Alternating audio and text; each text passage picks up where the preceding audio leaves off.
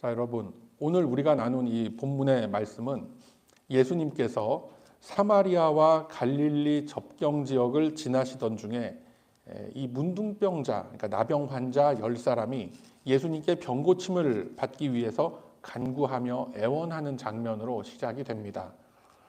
이 사마리아 지역이라는 곳은 당시 유대 사회 안에서 이방인들과의 혼혈 족속이란 이유로서 멸시함과 천대함을 받던 그런 지역입니다. 그 지역의 한 촌에 이제 들어가시려고 하는데 마을 어귀에서 멀리 떨어진 곳에서 한 무리의 나병 환자들이 예수님을 향하여 외칩니다. 우리를 긍휼히 여기소서라고 외칩니다.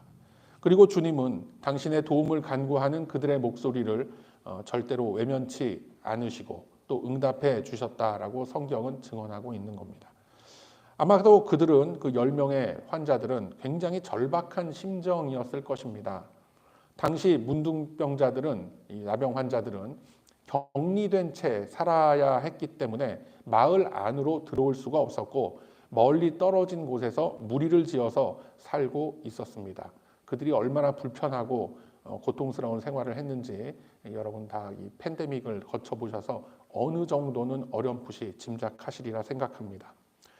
이 예수님의 소식을 듣고 그가 지나가시는 모습을 발견한 그들은 그저 외치는 것밖에는, 멀리서 외치는 것밖에는 할 수 있는 것이 아무것도 없었습니다. 예수님은 또 그들을 외면치 않으시고 또 그들의 그 애원하는 소리를 듣고 그들에게 응답해 주신 겁니다. 14절 말씀에 보면 제사장들에게 너희 몸을 보이라 라고 말씀을 합니다. 묻거나 왜 이런 병이 들었느냐 이렇게 따지거나 이렇게 대화를 길게 하시질 않습니다. 그냥 제사장에게 가서 완치 판정을 받아라 라는 말씀인 거예요.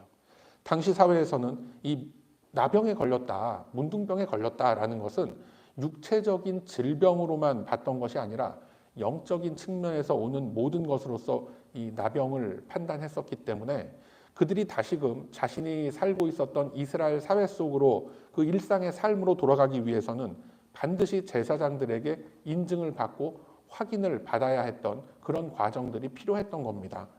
그러한 그들의 처지와 상황을 뻔히 아시는 우리 예수님, 그들을 모아놓고 그들의 죄악이나 그들이 이제껏 살아왔던 그들의 인생이 어땠다라는 것 회개해라 어째라 이런 말씀하지 않고 곧장 제사장들에게 가서 그들의 필요와 요구를 해결할 수 있도록 해주신 겁니다. 예수님은 이 10명 환자의 모습을 보시고 또 그들이 긍휼히 여겨달라라는 외침 앞에서 그들에게 가장 필요했던 육신의 치유와 또 사회적인 회복을 허락해 주셨던 겁니다. 그들은 신랄 같은 희망을 걸고 그 제사장을 향하여 의아해하면서 걸음을 옮겼습니다. 믿져야 본전이다라는 마음이었을 겁니다. 그런데 제사장에게 향하는 그 도중에 그들은 완치된 자신들의 몸을 보게 된 겁니다. 그리고 그 중에 한 사람이 큰 소리로 하나님께 영광을 돌리며 예수님께로 돌아와서 예수님 발밑에 엎드려서 감사의 예를 갖추게 되었던 겁니다. 그런데 마침 그 사람이 그토록 유대인들로부터 멸시천대를 당하던 사마리아 사람이었습니다. 어차피 이 나병 환자라면 국적과 종족을 지파를 막론하고 외면당하고 멸시당하던 그 시대에 더군다나 다른 사람도 아닌 사마리아인이었습니다. 그렇다면 그 나병 환자 그룹 중에서도 더더욱 푸대접을 받고 멸시를 당하던 그런 인물이었던 겁니다. 그랬던 인물이었기 때문에 얼마나 제사장한테 뛰어가서 먼저 그 완치 판정을 받고 싶었겠습니까? 그러나 그가 향했던 곳은 제사장이 아니라 예수님의 발밑이었습니다. 이것은 바로 이 사건 속에 심상치 않은 깊은 의미가 숨겨져 있다는 것을 우리에게 암시하고 있는 거죠. 본문을 자세히 보면 큰 소리로 하나님께 영광을 돌리고 예수의 발 아래 엎드려 감사했다라고 합니다. 그의 믿음이, 이 사마리아 나병 환자의 믿음이 어디에 기초한 믿음이었는가라는 것을 여실히 보여주는 대목입니다. 이 치유함을 입은 사마리아인은 하나님께서 예수 그리스도를 통하여 일하심을 깨달았던 것입니다. 사마리아인이 다른 유대인보다 뭐 예의 바르고 착하고 경우 차릴 줄을 알아서 예수님을 찾아온 것이 아닙니다. 뭐 설령 그 정황상 그랬다 치더라도 예수님이 이 대목을 통해서 말씀하시고자 하는 내용은 그런 것이 아닙니다. 즉 치유함을 받고 예수님을 찾아오지 않았던 나머지 9명은 그럼 어떻게 된 겁니까? 그들은 육신의 병고침은 받았지만 영혼의 구원은 받지 못했던 겁니다. 돌아오지 않은 그 9명은 가장 우선적인 그 인생의 밸류가 자신들의 육신 속에 있었던 겁니다. 치유된 자신들의 몸을 제사장에게 가서 먼저 보여줌으로써 사회적인 지위가 복원되는 것이 그들에게는 먼저였던 겁니다. 그러나 이 사마리아 사람은 자신의 사면, 자신의 복권보다 하나님께 먼저 그 우선적인 인생의 가치를 걸고 있던 그런 인물이었던 겁니다. 그러한 사마리아인을 보고 예수님이 뭐라고 말씀하십니까? 내 믿음이 너를 구원했다라고 하신 겁니다. 이것이 바로 오늘 우리가 나눈 본문의 대략적인 내용입니다. 자, 여러분, 많은 사람들이 이 말씀을 보면서 예수님의 치유 사역이나 또는 구원을 얻을 만한 강한 믿음의 소유자였던 사마리아인에게 말씀에 초점을 맞추려고 합니다. 그러나 그거는 하나님의 의도가 아니에요. 하나님은 이 대목의 말씀을 통해서 하나의 구호로 끝나거나 슬로건으로 그냥 지나치고 마는 뭐 구원, 믿음 뭐 이런 것이 아니라 이것들이 의미하는 본질적인 내용에 대해서 밝히고 계신 겁니다. 예수님 말씀하시길 내 믿음이 너를 구원했다라고 하셨습니다. 여러분, 그렇다면 그 믿음이 어떤 믿음입니까? 나의 문둥병이, 나의 이 나병이 반드시 나을 것이다 라는 그냥 막연한 그런 믿음이 아니라 예수 그리스도가 바로 창조주의 구체적이고 실존적 증거가 된다라는 것을 믿는 그 믿음을 의미하는 것입니다. 눈에 보이지 않는 하나님의 능력이 예수 그리스도를 통하여 자신의 몸을 변화시켰음을 깨달았던 겁니다. 사마리아 나병 환자에게 찾아온 이 기적 같은 일이 그냥 재수 좋아서 얻어 걸린 하나의 사건이 아니라 하나님의 말씀이 육신이 되어 나에게 찾아오신 사건을 믿는 그 믿음이었던 것입니다. 요한복음 1장 14절에 이렇게 돼 있죠. 제가 보도록 합니다. 말씀이 육신이 되어 우리 가운데 거하심에 우리가 그 영광을 보니 아버지의 독생자의 영광이요 은혜와 진리가 충만하더라 라고 기록하고 있죠. 이것이 바로 사마리아인의 믿음이었던 것입니다. 병고침을 받아서 기쁜 것은 은혜와 진리가 충만해진 그 이후에 일어나는 일인 겁니다. 그래서 이 사람은 제사장에게 먼저 가서 치유 선언을 받은 것이 우선이 아니라 예수가 어떤 존재인지를 알고 하나님께 영광을 돌리며 그리스도의 발밑에 엎드려 경배를 드리는 것이 먼저였다라는 것을 알고 있었던 겁니다. 그것이 구원에 이르게 된 믿음이었다라고 예수님은 말씀합니다. 그냥 막연히 믿습니다 한다고 되는 그런 게 아닌 겁니다. 여러분. 문둥병자 10명의 눈에 보인 그 예수님이 사실 어떤 모습이었겠습니까? 구약 성경 내내 예시되었던 메시아, 구세주 뭐 이런 존재라면 뭐 늠름하고 당당한 그런 모습이었어야 할 텐데 그들의 눈에 보였던 예수님은 뭐 훌쩍 마르고 볼품 없고 얼굴은 시커멓고 실제 나이보다 한 20살은 더 나이 들어 보이는 그런 꾀죄죄한 모습이 바로 예수님의 모습이었던 겁니다. 나병 환자인 그들 입에서조차 메시아여, 구세주여 이런 말은 나오지가 않았던 거예요.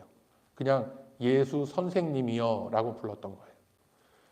그러나 하나님께서는 바로 이 볼품 없는 그의 독생자 예수님을 통해서 당신의 영광과 당신의 능력을 나타내 보이셨던 것입니다. 하나님께만 있는 모든 성품들, 그 능력과 그 권능을 오직 예수 그리스도를 통하여 표현하심을 믿는 것. 그 예수 그리스도가 바로 유일한 진리임을 믿는 것. 그것이 이 나병 환자를 구원에 이르게 했던 믿음이라는 겁니다. 하나님의 진리이신 이 예수 그리스도는 우리들이 흔히 생각하는 어떤 종교적인 율법이나 윤리의 개념 안에 묶여 있지 않습니다. 예수를 그리스도로서 이 땅에 보내신 것은 하나님의 뜻이며 하나님이 일하시는 방법이 되는 겁니다. 예수 그리스도라는 존재는 하나님의 기준이 되고 하나님께서 일하시는 질서가 되는 겁니다. 하나님의 기준과 하나님의 질서가 오직 예수 그리스도를 통하여 이 땅에 보여진다라는 것을 믿는 것, 그 믿음, 그것이 바로 사마리아 환자가 가졌던 믿음이었음을 여러분 꼭 기억하시기를 바랍니다. 그는 바로 이 믿음으로 구원을 얻은 것입니다. 오늘 본문은 예수님을 통해서 하나님의 선한 손을 바라보고 느끼고 감사의 예를 올리는 그 자리에 세워진 것, 그것을 가리켜서 구원이라고 말씀을 합니다. 이처럼 예수님은 사마리아인을 통하여서 구원의 여러 가지 의미를 우리들에게 보여주고 계신 것입니다. 우리는 흔히 말하기를 이 구원의 첫 단계는 은혜를 입고 회개의 자리에 선 것을 구원이라고 우리는 이야기를 많이 합니다. 맞습니다. 맞는 말입니다. 그런데 그 회개함의 범위와 회개함의 의미라는 것을 굉장히 자의적으로 해석을 하는 경향들이 있습니다. 그저 자신의 잘못을 뉘우치고 반성하는 것으로서 국한을 시켜서 생각할 때가 많이 있더라는 거예요. 그냥 우리가 일상생활에서 쉽게 생각하고 이렇게 맞부딪힐 수 있는 어떤 윤리적인 도덕적인 차원에서만 그 회개가 그치는 경우가 많더라는 거죠. 그렇게 되면 어떻게 되냐면 또 다른 율법의 올가미 속으로 스스로 묶이게 되면서 회개함이라는 것마저도 나의 공로와 나의 의가 될 수 있음을 우리는 놓쳐서는 안 되는 겁니다. 무슨 말이냐면 회개함이라는 이 행위를 통해서 내가 구원을 얻었다라고 생각하게 될 수가 있는 거예요. 내 믿음의 근거는 바로 내가 은혜 받고 회개했기 때문이다 라고 생각할 수가 있다는 것이죠. 그러나 성경은 말씀하시길 이 모든 과정과 그 구원의 단계들도 모두 하나님의 예정된 계획하심과 예정된 섭리하심 속에 나타나는 그런 하나님의 역사하심이다라는 걸 증거하는 겁니다. 자, 우리가 성경을 한번 찾아봅시다. 에베소서 1장 4절에서부터 6절까지 함께 읽습니다. 신약성경 309쪽에 있습니다.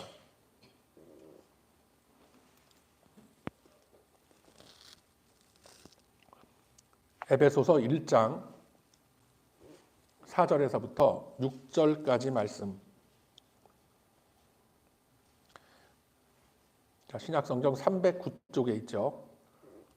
네, 함께 읽도록 합니다. 시작. 곧 창세 전에 그리스도 안에서 우리를 택하사 우리로 사랑 안에서 그 앞에 거룩하고 흠이 없게 하시려고 그 기쁘신 뜻대로 우리를 예정하사 예수 그리스도로 말미암아 자기의 아들들이 되게 하셨으니 이는 그의 사랑하시는 자 안에서 우리에게 거저 주시는 바 그의 은혜의 영광을 찬송하게 하려는 것이라. 아멘. 오늘 본문에 등장하는 이 사마리아인을 보면 정확하게 해당이 되죠. 은혜의 영광이라는 것은 곧 구원의 기쁨이 되는 것입니다. 예수님으로부터 치유함을 얻은 이 사마리아 사람은 이처럼 자신에게 일어난 놀라운 일이 하나님의 역사하심이었다라는 것을 깨달았던 겁니다. 그리고 예수님 앞으로 돌아온 것입니다. 이 사마리아인은 자신의 행위가 믿음이었는지 아닌지도 모르고 그저 놀란 마음으로 하나님의 역사하셨음을 인정하는 그 마음으로 예수님께 와서 감사했습니다. 예수님은 바로 이것을 놓고 구원을 얻었다라고 선언을 하셨던 것입니다. 여러분, 10사람이 모두 예수님께 간구했습니다. 그리고 10명 모두 깨끗이 치유함을 얻었습니다. 그런데 예수님 앞으로 돌아온 사람은 이 사마리아 사람 한 사람밖에 없었습니다. 이 말씀은 현대를 살아가는 우리들에게 굉장히 많은 깨달음과 도전을 주고 있죠. 주님께서는 큰 은혜로서 우리들의 마음 가운데에 믿음의 씨앗이라는 것을 다 뿌려주십니다. 그리고 인생의 이 기나긴 시간들을 통해서 여러 가지 사건들과 인생의 고비와 여러 가지 계기를 통해서 그 사실을 각성할 수 있는 기회를 우리에게 다 주시는 겁니다. 삶 속에서 일어나는 소소한 일들을 또한 통해서도 우리에게 숱한 기회를 주시고 부르심의 메시지를 우리에게 주시는 거예요. 가족이나 주변 친구와의 대화를 통해서, 아니면은 얼핏 지나가는 어떤 들은 말씀의 어떤 메시지를 통해서, 또는 뭐 자연의 현상이나 아니면 그냥 문득 깨달아지는 어떤 지혜와 통찰을 통해서 우리는 하나님으로부터 영적인 메시지를 받기도 합니다. 그러나 이 같은 영적인 부르심 앞에서 많은 사람들이 보이는 반응은 천차만별인 거죠. 순종적인 사람도 있고 계속해서 거부하는 사람도 있고, 관심은 갖고 있으면서 의심의 마음을 내려놓지 못하고 계속해서 머뭇거리고 있는 사람 등등 숱한 유형의 사람들이 있습니다. 그러한 자기 백성의 그 연약한 모습들을 보시면서 우리 주님은 절대로 격하게 반응하지 않으십니다. 그냥 오래 참으시면서 기다려 주시는 거예요.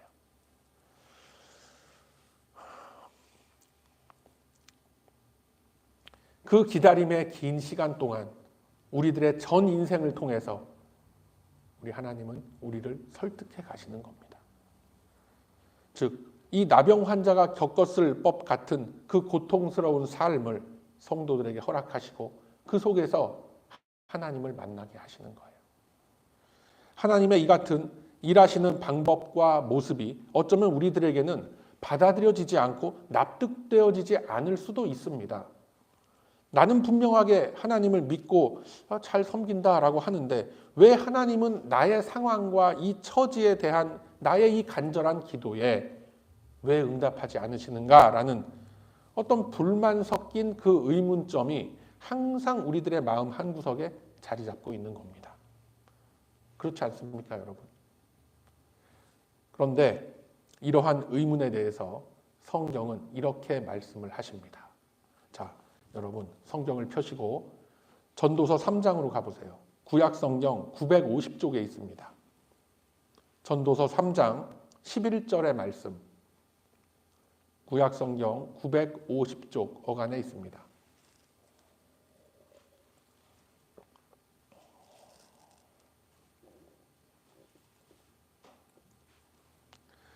자, 전도서 3장 11절의 말씀을 우리 함께 읽습니다.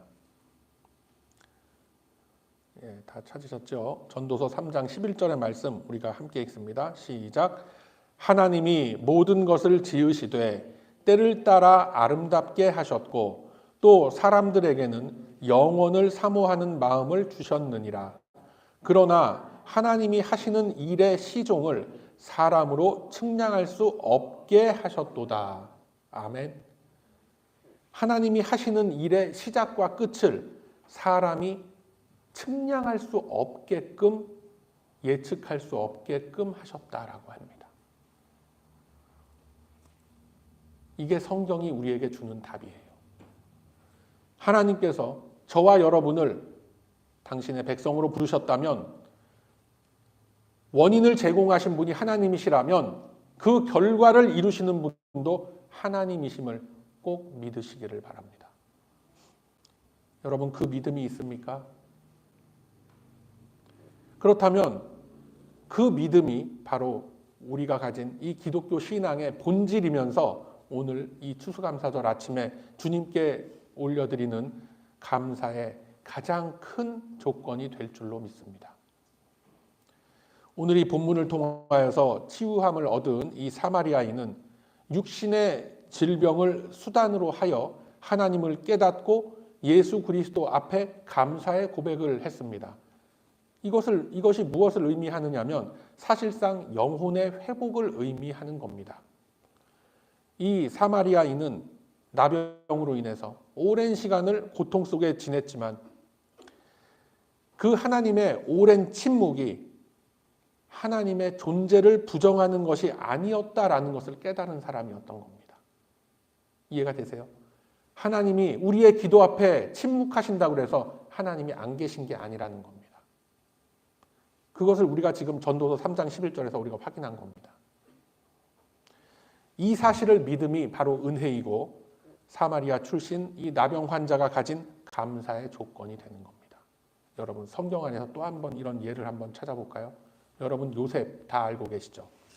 성경 안 찾아보셔도 됩니다. 좀 이따가 이제 우리가 다른 대목을 찾을 거니까 그냥 이렇게 쭉 들으시면 돼요. 요셉의 인생을 한번 생각해 보세요. 여러분들 헷갈리실까 봐 그러는데 야곱의 아들, 그 자기 형들로부터 팔림을 당해서 그 멀리 팔려가게 된 그 요셉을 얘기하는 겁니다. 그 요셉 어떻게 됐습니까? 요즘식으로 얘기하면 부잣집 막내 아들로 아주 이쁨과 사랑을 받고 자라다가 하루아침에 그 미디안 상인들에게 팔려가서 애굽의 노예로까지, 그 먼 땅에 가서 애굽의 노예로 전락하게 됩니다. 그 요셉의 10대에서부터 40대까지 이르는, 어쩌면 그 사람의 전 인생의 그 절반을, 미래를 알 수 없는 불안감 속에서 하루하루 떨면서 하루하루 긴장하면서 그렇게 보냈던 겁니다. 그렇지만 요셉은 하나님께 대한 신뢰를 버리지 않았고 또 이스라엘을 향한 하나님의 계획은 결국 그 요셉을 통하여 이루어짐을 우리가 확인할 수가 있습니다. 자, 이제 성경을 찾아봅시다. 시편 105편으로 가보세요. 구약 성경 879쪽에 있습니다. 시편 105편. 자, 구약 성경 879쪽 시편 105편 18, 19절의 말씀.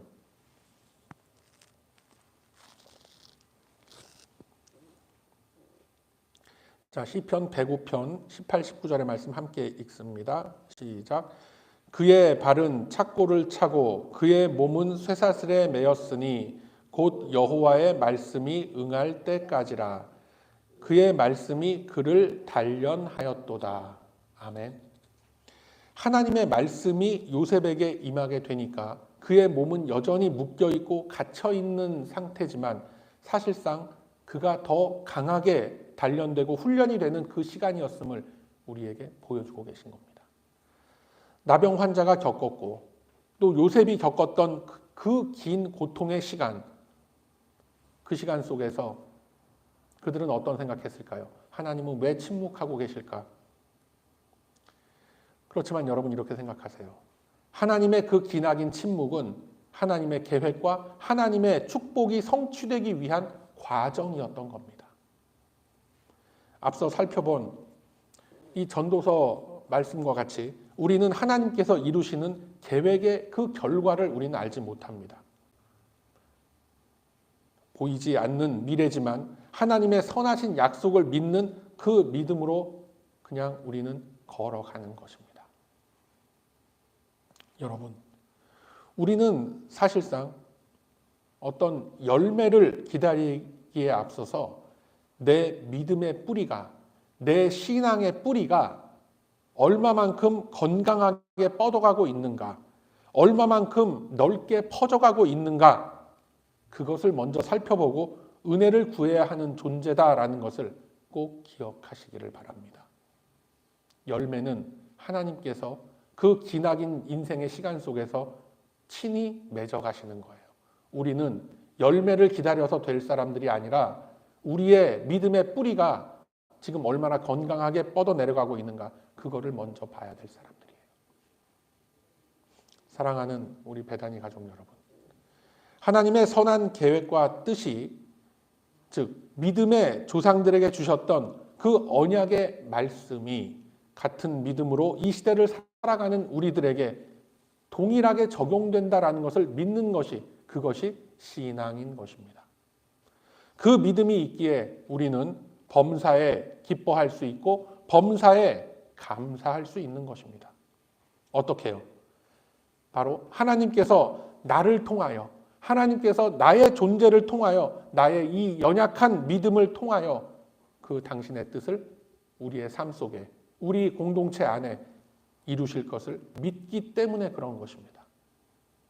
그 굳은 믿음이 있을 때 우리는 비록 이 세상 속에서 하루하루 이 고통스러운 인생길 그렇게 감당하면서 살아가고 있지만 이 시간들은 더 이상 고통의 시간들이 아니라 나병 환자가 고통 속에서 그 기다림의 삶을 살았던 것처럼, 그리고 요셉이 애굽의 보디발 장군의 집에서 온갖 수모를 겪으면서도 참고 견뎌냈던 것처럼 나는 알지 못하지만 주님께서 이루실 것을 믿는 그 믿음으로 더 이상 고통의 하루하루가 아니라 소망의 하루하루가 될 줄로 믿습니다.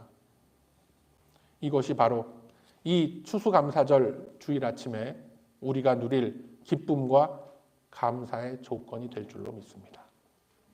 그래서 하나님께서 예수 그리스도를 통하여서 그분의 살아계심과 권능의 역사를 보여내신 것과 같이 이제는 우리들이 그 뒤를 이어서 예수님의 그 긍휼이 여기심과 사랑하심의 역사를 우리 모두 다 이루어 가시기를 소망합니다. 그래서 그 굳은 의지를 품고 한 걸음씩 하루하루씩 그렇게 정진해 나아가는 저와 여러분의 이 거룩한 발걸음 위에 우리 주님의 은총과 도우심의 손길은 영원히 함께 할 것입니다. 그러함으로 이제는 받은 구원의 은혜와 그리스도의 사랑을 안고 세상 앞에 서서 나를 통하여 이루실 하나님의 놀라우신 역사를 믿음으로 이루어가는 저와 여러분의 복된 이 삶의 여정이 다 되시길 이 추수감사절 아침에 주님의 이름으로 축원드립니다. 아멘.